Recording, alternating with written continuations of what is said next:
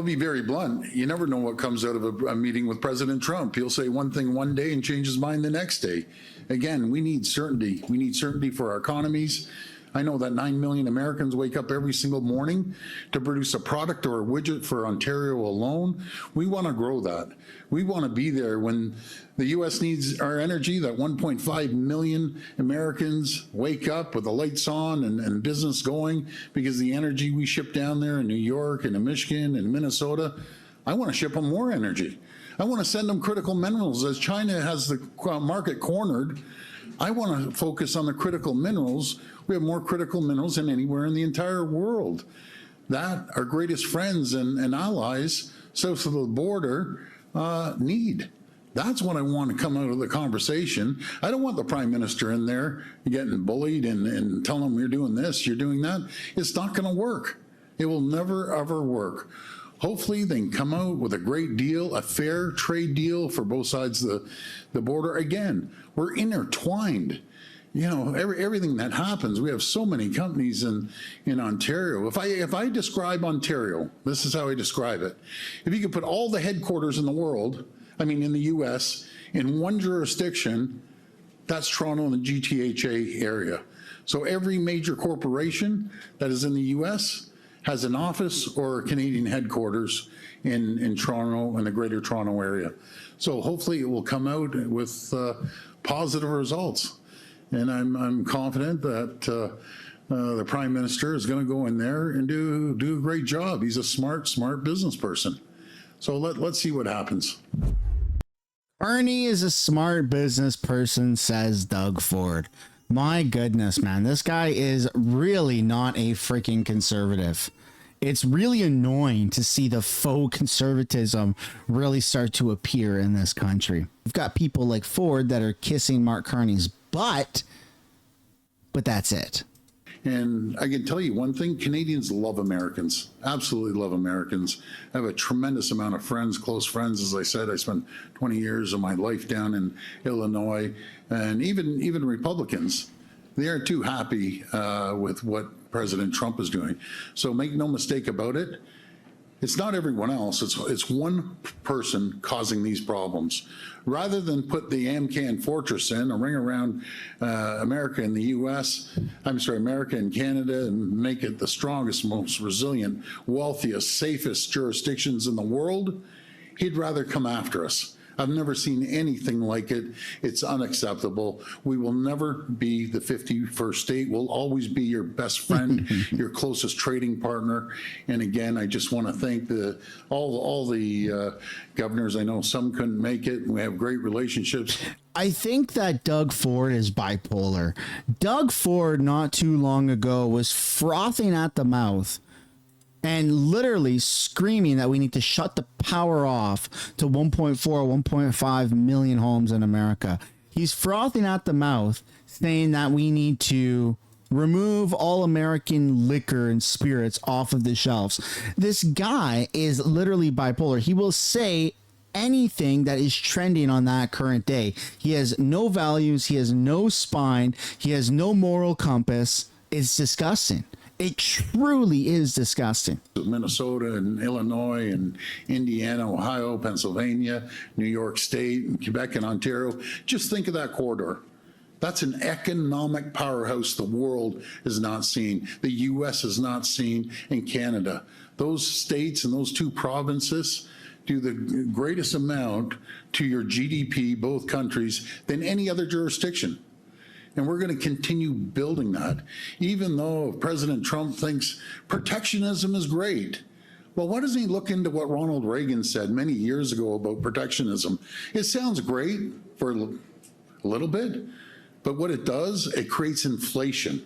That's what it does. And we're seeing inflation already in both countries. It decreases competition. It just does not work anywhere in the world. And as sure as I'm standing here, it's going to come to fruition that we're already seeing inflation. You're going to eventually see job losses because a tariff on Canada is a tax on Americans, tax on American people, tax on American companies. So I look forward to working with my great colleagues. Oh my goodness. Whenever Doug Ford talks about America the way that he just did, saying that we are such good friends and we're neighbors and we need to all work together, it's just the hypocrisy is so freaking deep with Doug Ford, who was literally threatening Americans not too long ago. In fact, I got called a bunch of mean and inaccurate names by my own premier because I've been calling out Doug Ford. It's disgusting. Canada is just a bunch of propaganda, it seems, and it feels like people on the left are just brainwashed. And it's gross. It's gross because I don't know how we get out of it. We had a chance to get out of it. In fact, we had the best chance to get out of it. 99% likely for Pierre Poilievre to have won the most seats and odds of a majority government. It was handed to us. Yet liberals are just this dumb that they fell for it again because, well, it's not Trudeau who was in power. It's a whole new government. Except it was just one new guy. But he's not really new because he's been advising Trudeau for a good part of the last 10 years. Very weird, ladies and gentlemen. Very weird. Ford, you said again this weekend that you might remove Crown Royal from the shelves of LCBO. How can you justify a move that could cost jobs and revenues for LCBO? Well, it's not going to cost jobs and revenues. The only people that cause jobs and revenues is Diageo, right? Who in their right mind, any business person with half a brain, would go after their largest customer in North America? Diageo, we do over $765 million, more than any jurisdiction anywhere in the US or in Canada. And they want to close down a plant over what, $8 million of wages they think they're going to save? The LCBO is the largest purchaser of alcohol in the entire world. And I'll use that leverage to make sure we send a signal that we are pulling Crown Royal off our shelves as soon as the last person leaves that plant. And they can deal with it. And then we'll look at Smirnoff's next, because we have great whiskey that other people can produce in Ontario, and they'll enjoy just as much as Crown Royal. That's what happens when you try to undermine the people of Ontario. These large corporations are going to be held accountable. Nobody's going to be held accountable. Nobody gets held accountable in this country. Unless you're a white citizen. That's the only way people get held accountable. Oh my goodness. All right, now we got to take a look at this ridiculous video of our new finance minister, right? Canada's finance minister is no longer Chrystia Freeland. Speaker. It's now the Chihuahua, the barking Chihuahua, Philippe François Champagne. And he says that the budget will actually be balanced. Let's take a look now. The world is changing and very rapidly, and I would say Canada needs to adapt. And it also gives us an opportunity to focus on our core objective, which is to spend less so we can invest more. You've seen that this morning we've announced a new capital budget framework and a new budget cycle. This is going to provide a number of opportunities and I would say improvements. The first one is clarity. Clarity for parliamentarians, because what we want is to make sure that parliamentarians can do their work of oversight over public spending. So it's going to align far better with the budget presentation, the main estimates, and the votes that we have in the House, and the oversight that parliamentarians need to do over public spending. It's also going to provide more predictability, I would say, for provinces and territories. I've been talking to them, businesses and organizations that rely on federal funding, and it's also going to provide more opportunities to align with the budgets, with the construction seasons.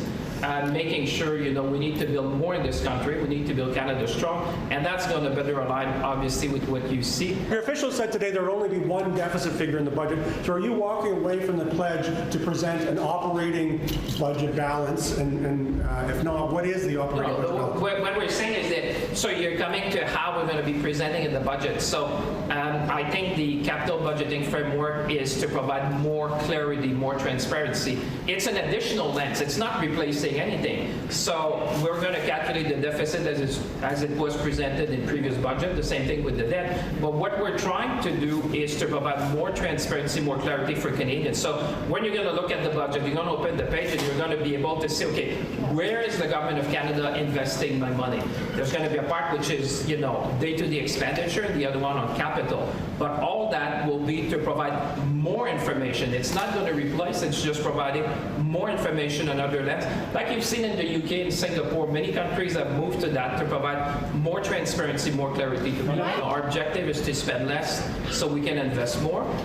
We've been very clear to Canadians that we will balance the operating budget over the next 3 years by 28, 29. Well, the operating budget will be balanced. Against what? What is the revenue? Will be balanced against what? How do you balance the budget? Will be balanced in the sense that by that time the revenues will cover the operating expenses. Of revenue. So how you don't get two different streams of revenue. No, but that's what I'm saying. What we're doing today is to help you in a way because you'll have more clarity, more transparency. We're going to distinguish between capital investment and operating spending. So you're just going to see that, but the way that the deficit is calculated and the way the debt is reported will be the same as before. Right. So it won't change any of the baseline. You'll be able to do the reconciliation. The public accounts of Canada will continue to be published, obviously, in accordance with the accounting principles. So Justin Trudeau in 2015, when he was first elected, he said that the budgets will be balanced, right? For 10 years, he said that. And we're now 2025, so we're 10 years. And they're saying that it's not going to be balanced until 2028, 2029. So that would make it 14 years, 15 years of unbalanced budgets of Canada riding these massive deficits. That's pretty pathetic. If you're wondering why our dollar is consistently weakening, if you're wondering why the cost of everything is skyrocketing, it's because of these idiots that are in power, these liberals that are literally putting us further and further into debt under the promise of vote us back in and we'll fix it. We'll fix the mess that we created. We're going to cause the problem and we're going to try to sell the solution. And for some reason, it keeps working. That have always been used, but it's just another lens. It's just, at the time where we say to Canadians that this is a generational moment, that we need to do generational investment, I think it's only fair. I think it's fair to go to Canadians and say, this is what we're going to do with respect to expenses, day-to-day expenses to run the government, to pay salaries and all that, and this is what we're going to do in order to build the future. It's a new lens. I mean, like you say, the UK has done something similar, Singapore has done something similar, and I think for a long time I've been saying, why don't we present things to Canadians in a way that is far more understandable? When you understand how much is the day-to-day spending and what is investments, when Canadians go and pay the cell bill, they understand that's an expense. When you buy a house, it's an investment. So the government of Canada, when we're doing that, I think it's going to provide more clarity, more transparency, and it's not replacing anything, it's adding something. Several forecasters are saying the deficit is tracking now towards $100 billion. Is that way off base, or are they in the ballpark? Listen, you'll have to wait until November 4th for me to provide you with an update on the forecast. But what I would say is that, and I've seen recent comments and I was reflecting on them, I mean, when you consider that Canada has the lowest debt to GDP ratio in the G7, has the lowest deficit to GDP ratio in the G7, that we are only one of two countries in the G7 with Germany to have a triple A credit rating, I would say the fiscal situation of Canada is solid. We have the means of our ambition, and that's why we say we need to do generational investments to ensure the future of Canada, because at the time where you have, Canadians understand with everything that's happening, the world economic order is changing in the way, I said that at the G7 recently, it's really the speed, the scope, and the scale of the change we're seeing. This is once in a generation. In my view, you have to go back almost to 1945 to see so much change, so fast and so broad at the same time in the world economy that everyone is trying to realign.